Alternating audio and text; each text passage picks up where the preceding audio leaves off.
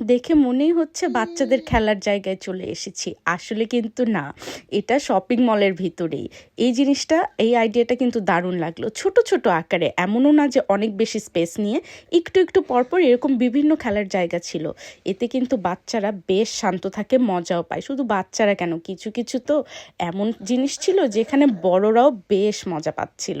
Shopping মলের ভিতরে সাধারণত বাচ্চাদেরকে নিয়ে গেলে মাঝে মাঝে একটু বিরক্ত তো হয়, তবে এরকম খেলার জায়গা পেলে ওরাও কিন্তু মজাই কাটায়। আরেকটা যেটা খেয়াল করলাম, এই শপিং মলগুলো না বেশি উঁচু উঁচু না, মানে হচ্ছে একতলা দুইতলা ম্যাক্স। আমাদের দেশে যেমন একদম 4-5 তলা না হলে মনেই হয় না জমজমাট শপিং মল। আমরা কিন্তু চলে গিয়েছিলাম ইটালির রোমের একটা শপিং মলে। এরকম আরও 2-3টে শপিং মলে যাওয়ার অভিজ্ঞতা কিন্তু হয়েছিল।